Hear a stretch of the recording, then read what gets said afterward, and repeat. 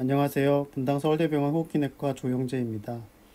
오늘 2021년 응급중환자 영상학회 온라인 조인트 연수 강좌에 연자로 초청해 주셔서 대단히 감사합니다. 저는 오늘 호흡곤란 환자에서 클리니컬 파인딩과 엑스레이에 대한 내용을 말씀드릴까 합니다. 이 그림은 학생 때 아마 보셨을 것 같은 그림인데요. 이 인바이런먼트에 있는 이 산소와 이산화탄소가 이 메타볼리즘이 일어나서 에너지를 만드는 이 조직에 까지 어떻게 도달하는지에 대한 일련의 과정인데요.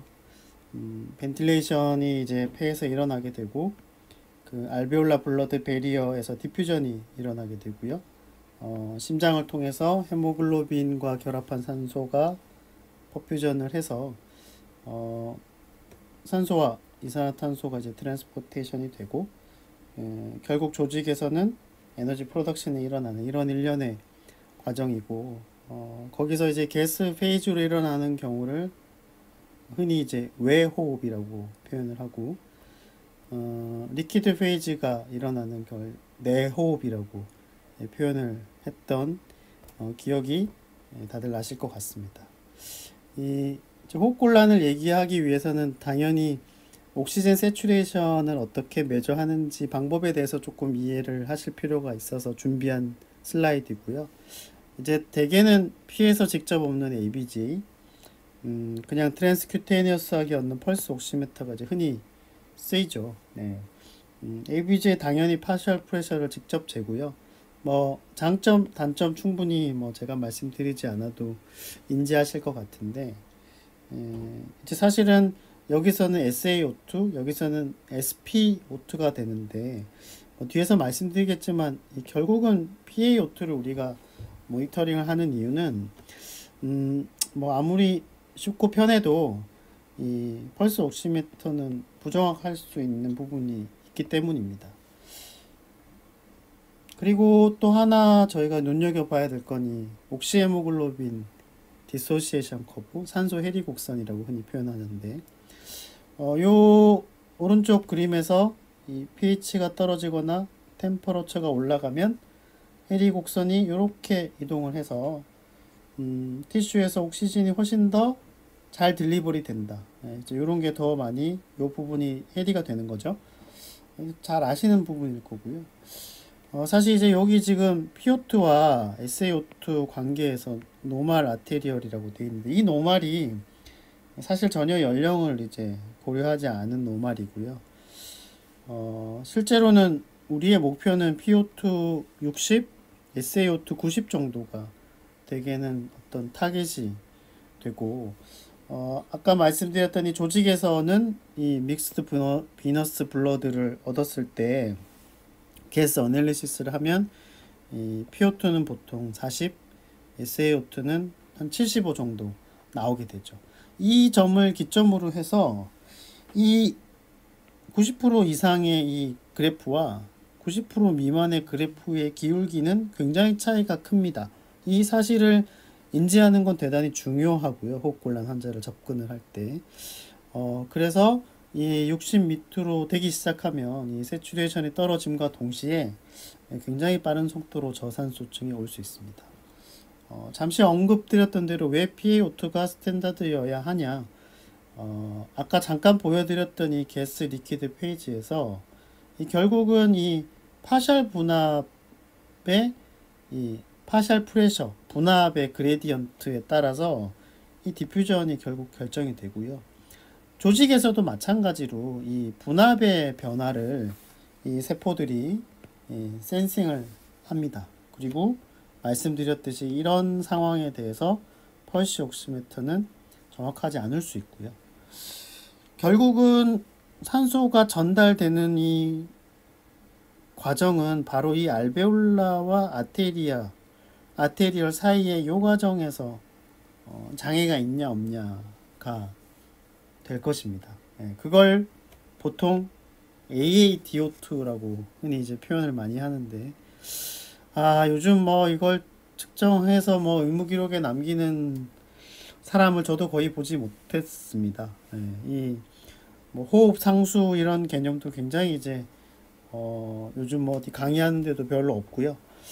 어, 뭐 실제로 이제 이런 식으로 이제 계산을 하고 알베올라 PO2를 그다음에 ABG에서 얻어진 값을 보게 되죠. 이 해리슨에 나왔던 이 전통적인 그림이 요즘 해리슨에는 없는 것 같습니다. 네, 그래서 ABG를 먼저 했을 때 PaCO2가 일단 올라갔는지부터 먼저 보고 이제 그쪽으로 문제가 되면 하이퍼 벤틸레이션으로 접근을 하고요. 그렇지 않을 경우에 이제 AaDO2를 구하게 되고 AaDO2가 상승이 되어 있다고 하면 산소를 주면 교정이 되냐 안 되냐를 통해서 션트냐 VQ 미스매치냐를 따지고 사실 이제 이 부분이 이제 대부분의 우리가 이 호흡기 질환이 이제 이 둘 중에 하나에 해당합니다. 안 올라가 있으면 이제 이 인스파이럴드 O2가 부족한 거고요. 뭐 대표적으로 이제 뭐 고산지대에 있는 뭐 그런 외부적인 상황을 뜻하게 되겠죠. VQ 미스매치와 션트는 들어도 자꾸 헷갈리실 수 있는 개념일 수 있어서 한 번 더 말씀을 드리면 이제 사실은 이 션트는 산소를 주면 교정이 안 된다. 션트 비율이 늘어나면 늘어날수록 산소를 줘도 PO2가 올라가지 않는다 라는 게 바로 이 그림인데 션트는 이 아탈레타시스를 생각하시면 됩니다. 그러니까 퍼퓨전이 낭비되는 거죠. 이제 웨이스트 퍼퓨전이라고 표현을 해줍니다. 그래서 똑같은 PaO2 50인 상황에서 산소를 더 줬을 때 개선이 되면 VQ 미스매치, 개선이 별로 안 되면 션트에 해당한다고 이해하시면 됩니다. 말씀드렸듯이 AaDO2에서 이 에이징을 고려하지 않는데 이건 지금 우리가 가지고 있는 EMR의 레퍼런스 밸류가 저는 에이징이 잘 반영이 안 되어 있는 레퍼런스 밸류가 우리에게 주는 일종의 착시 현상이라고 생각하고 있습니다. 당연히 나이와 상관없이 알베올라 O2는 똑같을 겁니다. 하지만 나이가 40세냐, 65세냐, 80세에 따라서 그 나이에 맞는 정상 PaO2 값은 다르거든요. 그러니까 이만큼의 갭이 나이에 맞는 정상 AaDO2 값인데 우리가 어떤 픽스된 AaDO2 값을 인지하고 있으면 그 차이를 구했을 때 너무 쉽게 이상이라고 얘기하는 경향이 있을 수 있습니다. 그래서 이 나이에 따른 정상 PaO2가 떨어진다는 건 반드시 인지를 해야 될 부분입니다. 그래서 하이폭시아는 뭐 때문에 생기느냐? 방금 말씀드렸던 호흡기 문제, 또 방금 말씀드렸던 2차적인 문제들, 쉽게는 빈혈 혹은 CO 같은 문제. 그리고 뭐 간혹 이제 간과할 수 있겠습니다만 뭐 하트 페일리어 환자 혹은 뭐 림 이스케미아 환자 같은 경우가 서큘레터리 하이폭시아가 생기는 경우고요. 사실 이제 좀 더 흔하게는 이 뭐 피버 sepsis 혹은 사이로코톡시코시스는 흔하진 않지만 여하튼 이 티슈의 메타볼릭 레이트가 올라가서 리ኳ이어먼트가 올라가서 생기는 이 하이폭시아. 사실 이제 우리가 과도하게 운동을 할 때도 하이폭시아가 생길 수 있는데 이제 사실 엑서사이즈는 뭐 피지올로지컬리 노멀한 액티비티라고 생각을 하고요. 또 아주 드물게는 이 사이아나이드에 의해서 산소가 아예 유용이 안 되는 거죠. 히스토톡식 하이폭시아라고 부르는데 이런 정도로 구별할 수 있습니다. 코비드 19을 얘기하지 않을 수가 없어서 제가 좀 언급을 드리자면 이 언론에서 해피 하이폭시아라는 표현을 썼는데 사실 미스노머고요. 이 사일런트 하이폭시아가 맞는데 이를테면 이런 환자들입니다. 산소를 하고 있고 기저질환이 있는데 PO2가 37, SPO2 68인데 숨 안 차. 페이셜 마스크 하고 있고 기저질환 없는 고령인 환자인데 PO2가 36, SPO2 62%인데 엑스레이가 이런 소견인데 별로 숨이 안 차. 좀 젊은 연령이어서 세츄에이션 그나마 좀 높고 하이플로우 하고 있는데 역시나 숨이 차지 않는다. 근데 보면 공통적으로 PaCO2가 생각보다 별로 높지 않습니다. 그래서 이제 이걸 설명하기 위한 여러 가지 기전 중에 이 레스피러토리 피지올로지와 관련된 거는 세 가지 정도를 꼽을 수 있는데 첫 번째는 이제 이 브리딩의 컨트롤에 있어서 이 옥시젠보다는 이 PO2에 보다 예민하기 때문에 어느 정도 이상으로 떨어지지 않고서야 이 호흡의 그런 디맨드가 그렇게 올라가지 않습니다. 그래서 급격한 이 호흡 부전이 이제 이렇게 발생을 하는 거고요. 아까 말씀드렸듯이 펄스 옥시미터와 아테리얼 블러드에서 어떤 옥시미터 차이, 세추에이션 차이는 뚜렷합니다. 40인데 실제로는 70인 환자들도 있다는 거거든요. 요 점선이 실제 1대1로 일치하는 거지만 실제 환자들한테 해보면 요런 실선으로 미스매치가 있는 거고요. 아까 말씀드렸듯이 코로나 환자들은 체온이 높습니다. 체온이 높으면 산소 해리 곡선이 이렇게 이동하게 되죠. 네. 뭐 이런 부분들이 관여하지 않을까. 그래서 이제 이 디스니아의 정의를 좀 살펴보면 이런 센세이션에 대한 부분이 있고 퍼셉션, 이 센세이션에 어떻게 리스판스하는 부분이 동시에 공존할 수가 있겠고, 우리가 이 퍼셉션의 과정까지도 이 숨이 차다는 거를 생각을 해야 될 것 같고요. 특히 호흡곤란은 서브젝티브한 표현이고 좀 정성적인 부분이 분명히 있습니다. 그렇기 때문에 사이콜로지컬 혹은 소셜한 부분이 분명히 반영이 되고요. 반면 레스피레터리 페일리어는 그렇지 않습니다. 명확히 가스 익스체인지의 부적절한 정도를 표현을 하는 거기 때문에 오브젝티브하고 ABG에 근거해서 판단을 하게 되고요. ABG에 우리가 이제 이런 인터프리테이션 많이 하는데 하나하나 이렇게 따져보면서 공부하면 좋겠지만 오늘 제가 이 부분은 다루지 않으려고 하고요. 이 디스니아의 패소피지올로지를 이제 최종적으로 정리를 하면 이 호흡기에 해당하는 부분, 카디오베스큘라에 해당하는 부분, 그리고 잘 인지는 못하지만 이 컨트롤러로서의 브레인이 하는 역할이 있다라는 거를 고려해야 되겠고, 특히 ARDS 로타이달 벤틸레이션 하는 환자들 우리가 사실 깨우지 않습니다. 그냥 재워놓기 때문에 숨이 찬지 안 찬지 잘 몰라요. 그런데 그 사람들은 이 뉴로미케니컬 디소시에이션 상태이기 때문에 굉장히 숨이 차다고 실제로 표현을 한다고 하고요.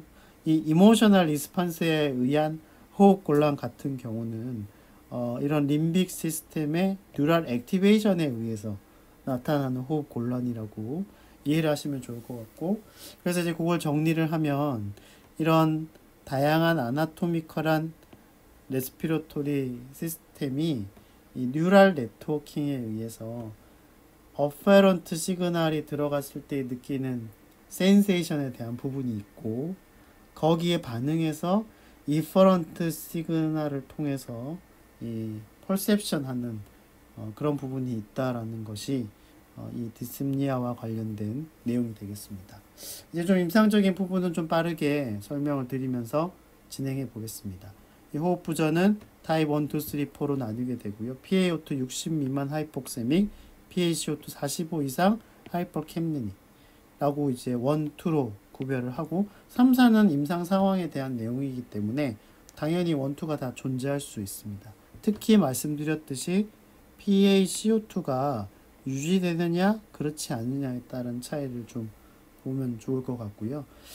임상적으로 평가할 때 특히 이 템포럴한 패턴, 이 시간에 따른 변화, 익서셔널, 포지셔널 혹은 넉터널 이런 부분들을 꼭 보는 건 중요하다고 생각을 하고요. 간헐적인지 아주 빠르게 나빠지는지도 중요한 부분입니다. 이 시비어리티와 이 호흡 곤란을 어떻게 디스크립션 하는지도 중요한데요. 이 뒤에 가서 좀 추가로 말씀드리고, 요거 이제 시즌에 해당하는 부분이거든요. 전 매우 중요한 부분이라고 생각합니다. 우리가 차트에서 RR이 20회 혹은 30회 이 숫자만 지금 보고 있거든요. 그렇지 않습니다. 명확히 노멀 브리딩 패턴과 코스멀 브리딩 패턴은 다르거든요. 이 다름을 보려면 사실 임상인은 현장에서 환자를 볼 수밖에는 없고요. 그럼에도 불구하고 R는 되게 중요한데 이 록스 인덱스 때문에 그런데요. 이제 이 코비드 19 때문에 이제 록스 인덱스가 많이 인구의 회자가 됐고, 실제로 연구는 코비드 19 전에 하이플로우가 이제 많이 대중화된 상황에서 이 하이플로우는 버티게 하거든요, 환자를. 그래서 어떻게 하면 이 인투베이션 하는 상황을 좀 예측할 수 있을까 고민을 했던 연구자들이 이 SpO2를 FiO2로 나누고 RR로 한 번 더 나누는 값을 록스 인덱스로 정의를 했고, 4.88을 이제 통계적으로 기준을 잡았는데, 이를테면 하이플로우하고 6시간째 록스 인덱스가 4.88보다 크면 이 사람들 인투베이션 안 하는데, 4.88보다 떨어지면 거의 인투베이션 한다는 거죠. 그러면 4와 5의 차이인데 어느 정도냐? 하이플로우로 0.75 FiO2에서 90% 나오고 있는데 숨을 30회 쉬고 있으면 4고요. 24회로 쉬고 있으면 5입니다.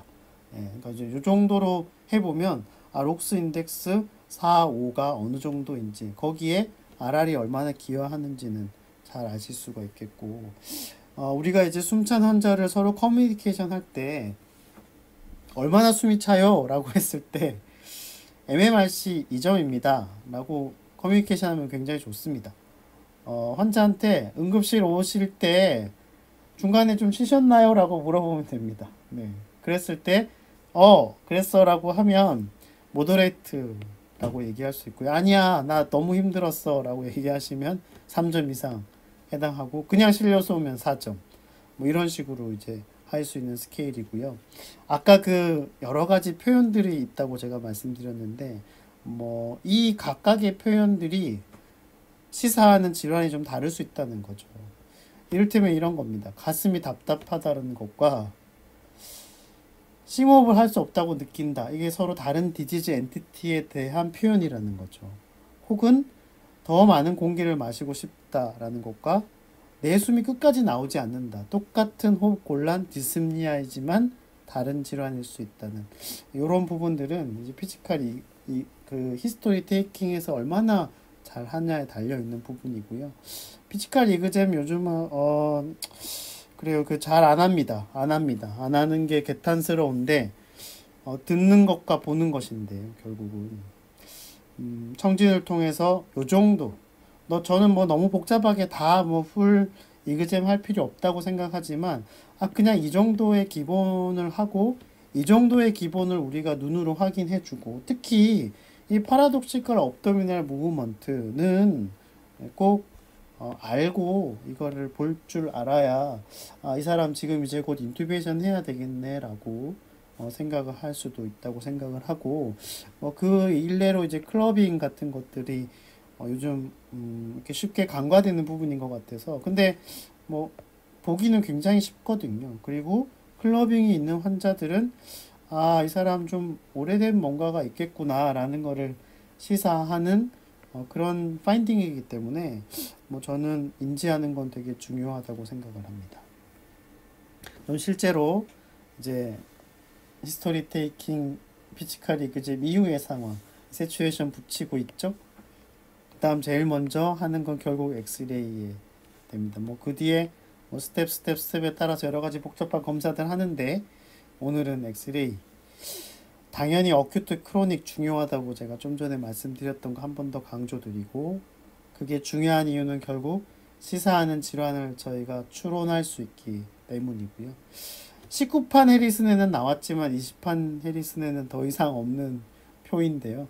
여기까지의 과정이 좀 전에 제가 말씀드렸던 내용이고, 그래서 엑스레이를 찍은 다음에 이제 이렇게 가자는 건데, 글쎄 이제 그 엑스레이가 바로 이런 건데요. 요즘 이제 학생들이나 혹은 전공의 선생님들이 흉부 엑스레이를 어떻게 배우고 공부하고 있는지 제가 잘 모르긴 하지만, 뭐 사실 이제 지난 그 저희 응급중환자科연수 강좌에서 오늘도 이제 강의하시는 이원웅 선생님께서 굉장히 아주 그 익스텐시브한 체스트 엑스레이 강의해 주시는 거 저도 잘 들었거든요. 예. 근데 이제 뭐 호흡기 내과 의사인 저도 이걸 일일이 뭐 다 따져가면서 보지는 않습니다. 보지는 않고, 실제로 이니셜 디스프니아의 테스팅에 여러 가지가 있는데, 그 중에 체스트 엑스레이에 대해서는 이런 식의 언급이 있습니다. 이제 나이를 좀 고려했으면 좋겠고, 기저질환 당연히 고려했으면 좋겠고, 하지만 무조건 루틴하게 할 필요는 없다인 거죠. 아스마 같은 환자는 엑스레이 정상인 경우가 많으니까. 그러면 어떤 질환을 감별할 때 우리가 이니셜로 쓸 수 있지? 라고 했을 때 사실은 에어웨이 파렌키말 디지즈를 구별하는 정도가 사실 좀 그 정도의 역할일 수 있다고 이 표에서는 그렇게 얘기를 하고 있고, 카디악 혹은 다른 질환에 대해서는 별 의미는 없다고 얘기를 하는데, 그럼에도 불구하고 저희가 엑스레이를 찍었을 때 어느 정도까지 그럼 봐주면 좋으냐? 저는 이 정도 5가지 카테고리의 구별은 비교적 적절하다라고 생각을 하고요. 거기에 맞춰서 해석하고 추가 평가를 하면 되는 거니까 이 각각의 5개의 사진이 실제로 이렇습니다. 정상,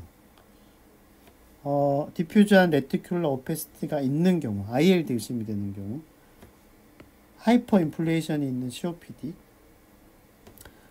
뉴모닉 인필트레이션 플러스 마이너스 플루랄 이퓨전이 있는 감염성, 그리고 스콜리오시스 이런 체스트 월 디포미티가 있는 이런 경우는 충분히 우리가 심플 체스트 엑스레이로 인포메이션을 얻을 수 있고요. 그리고 이제 정말 놓치지 말아야 될 것들은 이제 이런 유모소락스, 정말 하이퍼 어큐트한 상황이겠죠. 이런 것들에 대해서는 우리가 캐치를 하면 좋겠다.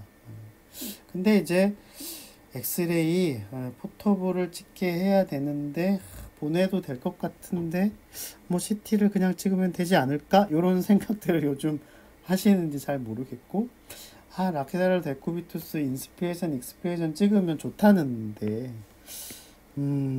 그리고 초음파 하면 된다고 하는데 이런 생각들을 하시죠. 응급실에서 이런 엑스레이를 봤을 때 여러분들 어떤 이상 소견인지 인지하셨는지 모르겠는데 여기에 메스가 있습니다. 이거 CT를 찍지 않고서 놓쳤다고 과연 뭐라고 해야 될까?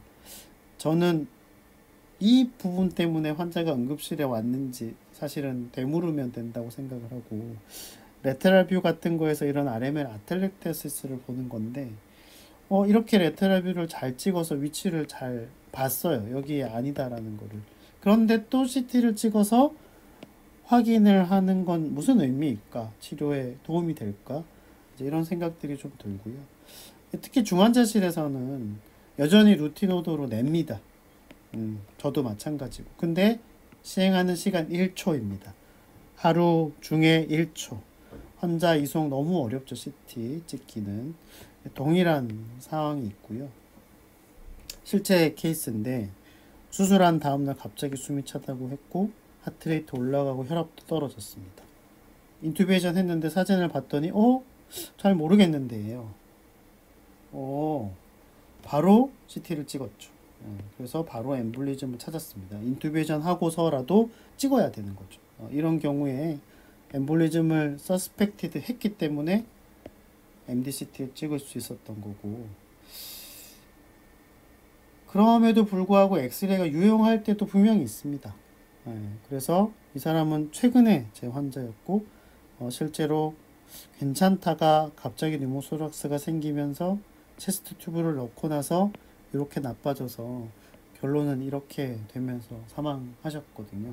매일 루틴 체스트 AP 오더를 통해서 이런 인포메이션을 사실은 얻을 수 있었기 때문에 이 환자는 도움이 됐었고요. 그래서 심플 체스트 엑스레이의 의미를 저는 이런 틀린 그림 찾기에 비유하고 싶어요. 그래서 단순히 한 장이 있을 때보다는 비교할 수 있는 것이 있을 때 훨씬 더 막강한 힘을 발휘하는 것이 이 심플 체스트 엑스레이라고 생각을 하고요. 그 외에 이제 조금 더 팁을 추가하자면 이런 다이아프람 놓치면 안 될 것 같고, 이런 프리에어는 다들 잘 찾으시겠지만 올라가지 않아야 할 레프트 쪽이 올라갔네 라고 한번 의심을 했을 때 이 아래에 플루이드 콜렉션이 있구나, 이런 것들을 찾는 거 중요하다고 생각을 하고, 그리고 이제 요즘 프리오피로 루틴하게 이런 것들 너무 많이 하는데요. 저는 엑스레이 이상 소견이 있건 없건 숨찬 환자가 왔을 때 저는 그 환자의 PFT가 어땠는지를 꼭 한 번은 실제로 숨이 찼을 때는 하지는 못하지만 과거에 이 정보가 있었다면 대단히 유용한 정보가 될 거라고 생각을 하고요. 또 한편으로 뭐 오늘 초음파 내용은 뒤에서 다른 선생님께서 잘 말씀해 주실 거라고 생각을 하는데 외래 환자였었습니다. 외래 환자였고 뭐 복잡한 히스토리가 있는 환자였는데 결국은 늘어나니 이퓨전 때문에 왔었고 CT에서 이랬었는데요. 결국 봤더니 이렇게 멀티셉테이트 된 이퓨전이 초음파상에서 굉장히 잘 보여서 아 이거 엑스데이트네 라고 금방 인지를 할 수 있었거든요. 그래서 앞으로 흉부 초음파가 급여가 됐을 때 이제 이런 흉벽, 늑막 질환에 대해서도 도움이 될 것 같고요. 끝으로 숨이 차서 온 환자인데 아까 제가 말씀드렸던 이런 상황으로 오셨고 큐소파를 했더니 sepsis였고 엑스레이 거의 정상, 이니셜 랩은 이 정도였었고 예. 뭐 유로세시스로 충분히 생각해 볼 만한 상황이고 치료에 들어가면 될 것 같은데 홀바디 CT를 찍고 입실하는 경우들이 있습니다. 실제로. 예. 그래서 이제 최근 몇 년 사이에 이런 경우를 저도 많이 보게 되고 이제 왜 이렇게까지 해서 오게 됐는지 상황은 충분히 인지할 수 있습니다. 있는데 이제 어떻게 생각해야 될지는 뭐 여러분들의 판단에 저는 맡기고 싶고 또 반면에 요즘 이제 이 심플 엑스레이를 AI로 하겠다라고 이제 많은 회사들이 이제 뭐 코비드 환자한테도 찾겠다고 하고 있고 뭐 무슨 결핵이나 폐암도 뭐 찾는 소프트웨어를 너도 나도 내고 있습니다. 내고 있는데 저는 이제 이 리스폰스블한 부분을 많이 생각을 하게 되고 뭐 이를테면 99.99% 정확하다고 했을 때 뭐 저희 중환자실에 16베드 하루 2번 365를 찍으면 한 10,000장 정도의 엑스레이가 나오겠더라고요. 네. 뭐 이 정도면 억셉터블한 에러라고 받아들여도 되는 건지 저는 아직 확답을 내리지는 못하고 있고요. 그래서 요약을 해서 정리를 하면 저희 다들 클리니션으로서 우리가 이제 어떤 클리니션이 될지는 사실 우리에게 달려 있는 것 같다는 생각이 들고요. 호흡곤란 환자를 접근할 때는 특히 호흡곤란이 서브젝티브한 심톰이라는 걸 감안했을 때 이 패소피지올로지를 좀 잘 이해하면서 접근하는 방법이 필요하지 않을까. 그리고 여러 가지 클리니컬 파인딩을 바탕으로 했을 때 뭐 호흡곤란과 그리고 레스피레토리 페일러에 대해서 여전히 체스트 엑스레이는 값싸고 안전한 좋은 진단적인 도구라는 것을 한 번 더 말씀드리면서 오늘 제 강의를 마무리할까 합니다. 네, 경청해 주셔서 대단히 감사합니다.